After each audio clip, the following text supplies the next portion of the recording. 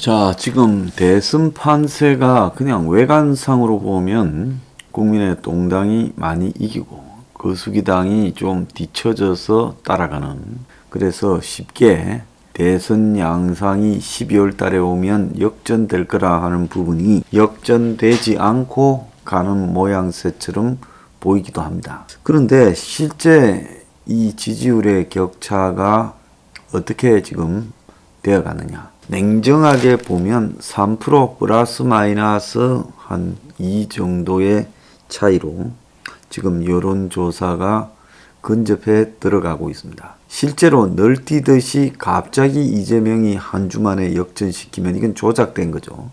그렇지만은 야금야금 쫓아오는 방식으로 모른 조사에서 올라가면 그것은 이미 깊숙이 쫓겨 있다, 이렇게 봐야 됩니다.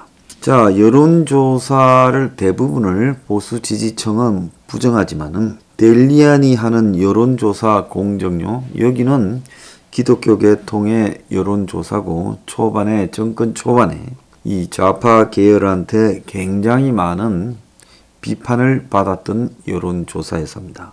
그들이 볼 때는 자기들 친정부적인 여론조사 회사 내용과 그리고 이 명확한 우파적 성격을 띠고 있는 이 여론조사 공정이라는 데서 하는 여론조사 내용이 달라서 조금 불편했겠죠. 그럼 역으로 보수 측에서 보자면 여기서 여론조사는 상당히 신뢰할다, 이렇게 볼 수 있는 겁니다. 그런데 윤석열이 지금 42.3, 이재명이 38.5입니다. 그러니까 윤석열과 이재명의 차가 이 조사에는 3.8%입니다. 그래서 11월 달 17.2까지 벌어졌던 이 조사의 결과가 이렇게 줄어들었어요. 그래서 이재명의 문차별화 전략의 효과라고 이 회사는 밝히고 있습니다. 그래서 한 달 만에 급격히 줄어들었다. 자, 지난번 조사에 비해서 유는 1.5 감소하고 이는 3.1 상승하면서 두 사람의 격차가 3.8%까지 줄어들었다는 겁니다. 자, 그래서 어떤 행태로든 그게 거짓말이든 뻥이든 관계없이 이재명이 문을 까고 일종의 그 보수 진영에 대한 친화적 표현들을 하기 시작하면서 지금 이런 차별화 전략이 먹혀들고 있다. 근데 유는 배우자 의혹이 다시 등장되고 대장동이 사라지면서 지지율도 지금 영향을 받고 있다. 그럼 지지율의 세부적인 내용은 어떠냐는 겁니다.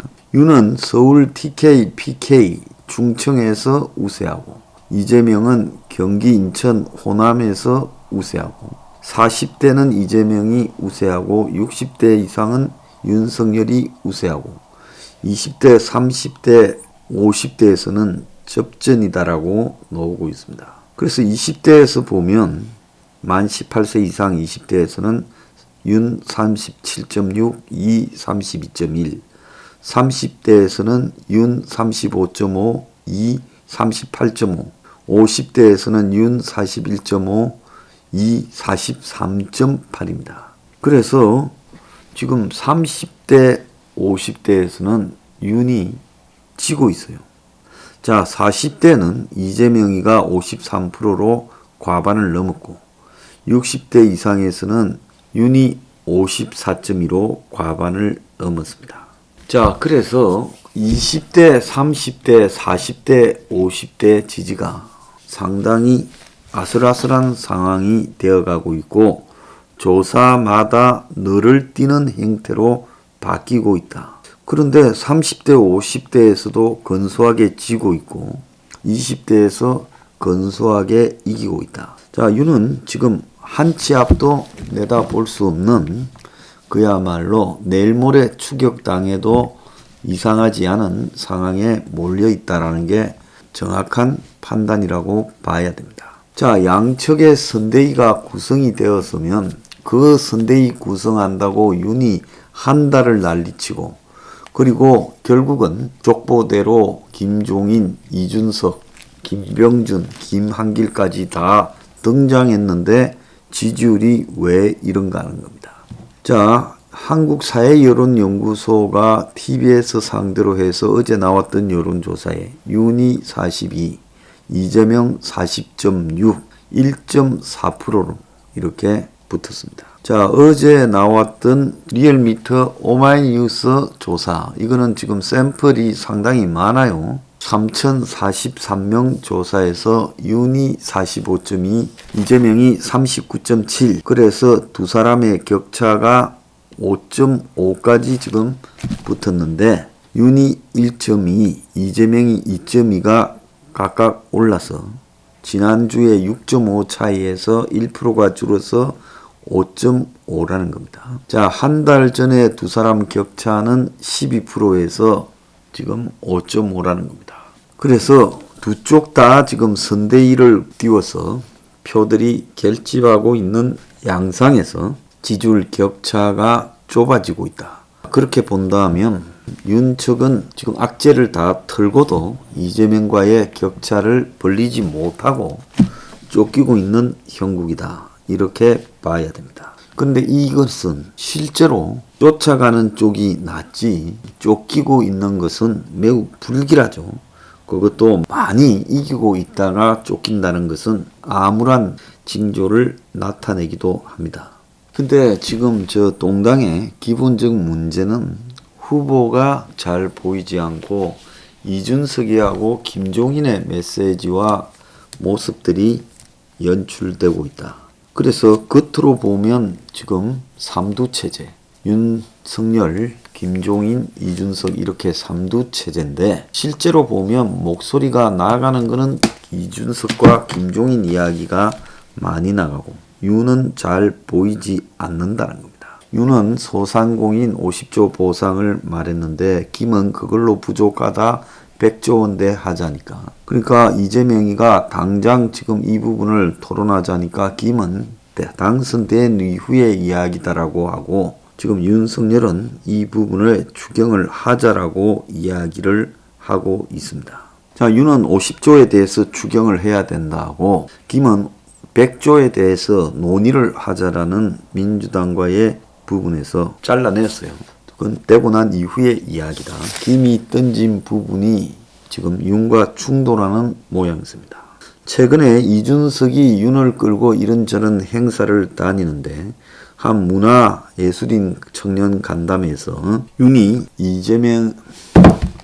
자신에게 묻는 여러 전문적인 지식에 관한 답변을 이준석에게 양보하고 있다. 그래서 윤이 지금 사라지고 이준석이가 언론에 나오고 있다. 후보가 안 보인다. 이런 우려가 나오고 있고 김종인이가 개헌 이슈라든지 연정 이슈들을 끌고 가면서 설치고 있고 그 다음에 이 선대위 안에서 각기 다른 부서들이 똑같은 정책 발표를 하루에 연이어서 하는 조율되지 않은 현상도 나타나고 있다는 겁니다. 자, 그래서 이길 것 같아 해서 거대한 매머더 선대위를 갖추고 있지만 그 안에서 제대로 조정조차 되지 않고 있다.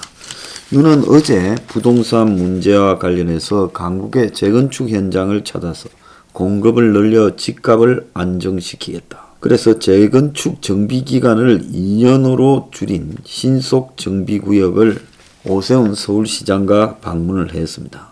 양도세, 종부세도 완화하고 당선 때는 공공 50만호, 민간 200만호 주택 공급을 하겠다라고 말을 했습니다. 자, 그런데 이렇게 많은 주택 공급을 하면 결국은 아파트 가격은 떨어지지 않겠느냐. 그래서 규제를 완화해서 아파트를 많이 공급해서 가격을 낮추겠다. 어느 정도는 조금은 낮아지겠지요. 그렇지만 이것이 오늘날 한국 사태의 주거 문제의 본질적인 부분의 해결 대책은 되지 못한다는 거예요. 민간에서 200만 원을 공급할 때 그 민간에서 공급하는 아파트의 가격이 어떤 가격이겠습니까? 시중의 시세를 반영한 가격이 되지 않겠느냐. 그래서 적어도 수도권에서는 아파트 가격이 하락을 할 것인가 이렇게 공급한다고요. 그 부분에 큰 의문을 던지고 있습니다. 자, 자기가 돼서 이걸 시행을 한다 하더라도 시간 갭이 발생을 할 건데 이런 식으로 민간 가격 수준의 아파트를 공급한다. 이 부분은 기존의 토건 세력, 재벌 건설사라든지 부동산을 뜯어먹고 사는 계층에만 유리한 것이지 이것이 서민들의 내 집 마련과 관계 있는 것이고 청년들의 내 집 마련과 관련이 있겠느냐. 결국 윤이 말하는 공공 50만 원은 허지부지 표본으로 한두 개 짓다가 끝나버리지 않겠느냐. 문가리에 신용특별 공급이나 공공임대 아파트가 전부 그런 식으로 끝나고 있습니다. 그런데 좌파도 글을 지은데 하물며 이 보수 기득권층에서 아파트를 풀어서 공급한다고 공공주택을 공급한다고 그것이 제대로 되겠느냐. 그래서 정확하게 주거에 대한 철학이 담겨 있어야 되는데 개혁적인 철학이 담겨 있지 않고 기득권의 시각에서 바라본 부동산 공급 정책만 말하고 있다는 겁니다. 윤석열은 윤석열 위기의 핵심을 잘 깨달아야 됩니다. 윤석열 지지는요, 제가 볼 때 열흘이면 지지가 뒤집어질 겁니다. 그것은 선거운동의 강도나 선거운동에 대한 헌신, 열정 부분에서 이재명이가 윤석열이보다 훨씬 더 열심히 선거운동을 하고 있어요. 인정하기 싫지만 인정을 해야 될 상황입니다. 그리고 대중선동에서도 훨씬 더 나은 방식으로 접근해 가고 있어요. 자, 윤은 이 중요한 타이밍에 개헌과 대통령 권한을 내려놓겠다. 야당과 이기면 연정하겠다라는 쓸모없는 메시지들을 김종인 그리고 김병준 심지어 자기까지 나서서 언론에 전달을 했습니다. 도대체 이러는 목적이 뭡니까? 이게 대선 중에 해야 될 이야기예요. 누구 들으라고 이런 이야기를 합니까? 이런 이야기를 김종인이나 김병준이 하는 것은 윤에게 못을 박아서 당선돼도 너는 당선된 사람이 아니다. 우리한테 코가 끼어 있는 사람이다.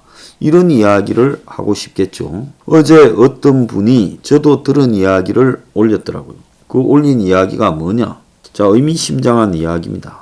총장직 내려놓은 이후부터 김종인을 데려와서 대선에 도전하려던 윤석열이 김이 권력구조 개편을 요구하자 줄곧 망설이면서 만남을 회피해 왔는데 김이 윤에게 이념만 하고 권력을 내놓을 수 있느냐? 권력 개편에서 나라 살리는 내각제로 가야 된다. 좀 이렇게 이야기를 하고 그런데 이번에 결국 김종인을 데려온 걸 보면 김종인 뜻이 관철된 거 아니냐. 그래서 지금 청와대가 지금 윤에 대해서 개헌을 말하는 조건으로 뭔가를 제공하고 서로가 서로에게 주고받고 있는 것이 아니냐. 자, 그래서 이런 상황이 전개된다면 윤은 문 정권의 철저한 청산 그리고 더 나아가서 사법 처리 그리고 개혁적인 요구를 수용하라고 이야기하는 행명 20일의 주장을 받아들일 가능성이 없다고 우리는 결정을 내렸습니다. 자, 이렇게 되면 머지않아 윤은 이에게 추월당한 이후에 대선 패배의 책임을 행명 20일에 전가해서는 안 된다는 점을 분명히 밝히고자 합니다.